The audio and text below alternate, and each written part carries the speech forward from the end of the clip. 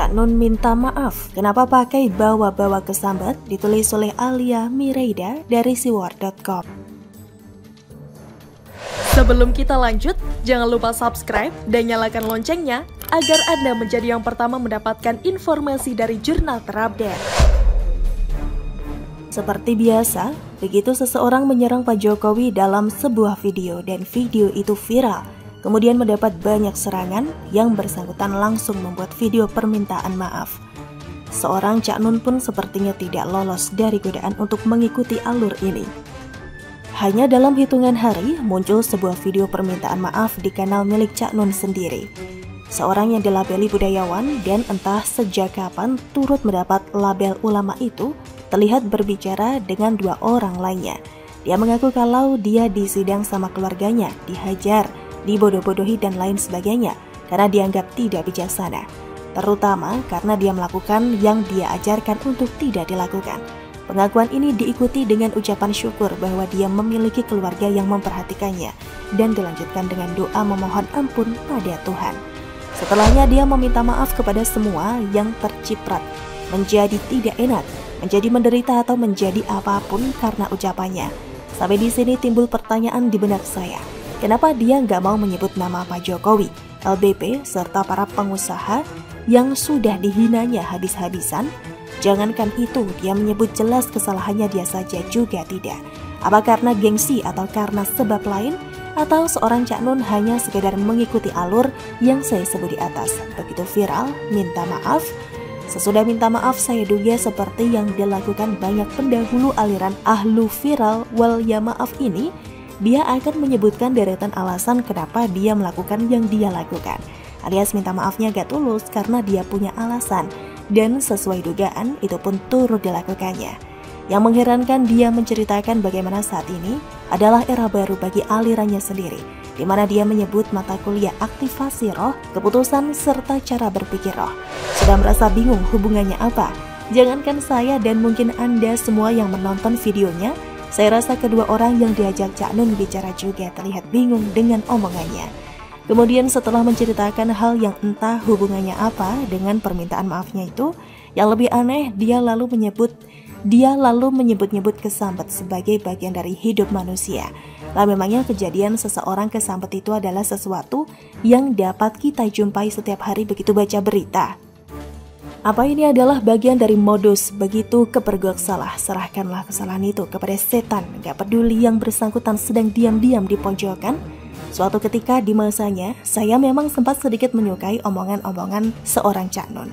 Tapi sebagian orang yang awalnya terdengar seolah logis, dengan bahasa-bahasa tinggi, padahal tidak jelas yang banyak bermunculan sejak permulaan terjadinya polarisasi di Pilpres 2014. Dan diperparah kemunculan seorang Yohanes Anies Baswedan, sang master tata saja katanya tanpa peduli maknanya apa itu.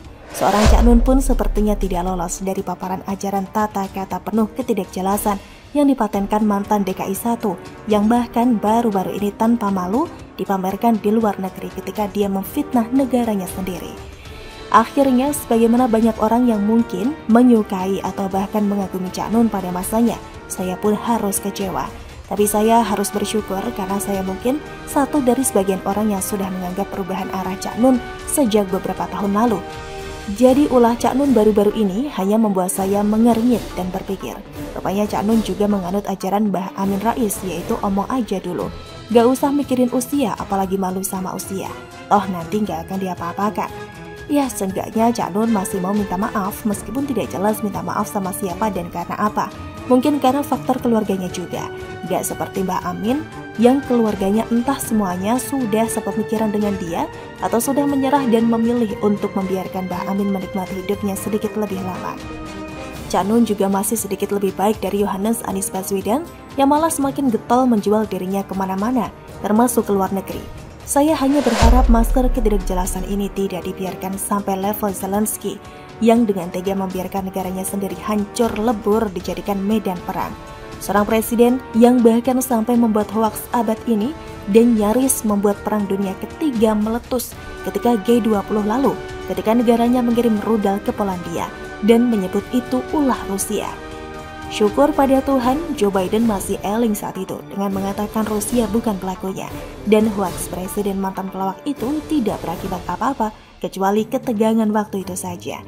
Tapi ya, saya rasa begitulah akibatnya kalau seorang pelawak dijadikan presiden. Dan saya jelas tidak mau ini sampai terjadi di Indonesia. Biar bagaimanapun kalau di Ukraina, manusia yang tidak jelas di sana hanya presidennya. Kalau di sini pelawak jadi presiden, bisa-bisa jumlah elit satu negara beserta tokoh masyarakatnya tambah banyak yang ikutan jadi tidak jelas seperti junjungannya. Jadikan Cak Nun sebagai peringatan agar ini tidak terjadi di Indonesia. Bagaimana menurut Anda? Tudingan ijazah palsu dari kaum pembenci Jokowi, kapan sih mereka sembuh akal sehatnya? Ditulis oleh Widodo SP dari siwar.com. Sebelum kita lanjut, jangan lupa subscribe dan nyalakan loncengnya agar Anda menjadi yang pertama mendapatkan informasi dari jurnal terupdate. Kasus dugaan atau lebih tepatnya tuduhan palsunya ijazah Presiden Jokowi, bagi saya sampai hari ini sungguh sangat menggelikan.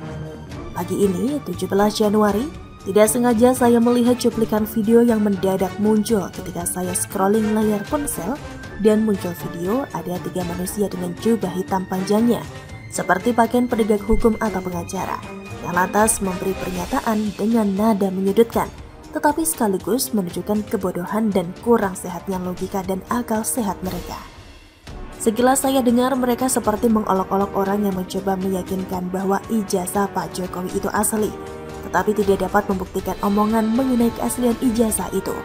Hal itu dimungkinkan terjadi ketika orang yang dimaksud memang tidak membawa kelengkapan keaslian ijazah yang diperlukan untuk membungkam cara berpikir para pembenci Jokowi itu.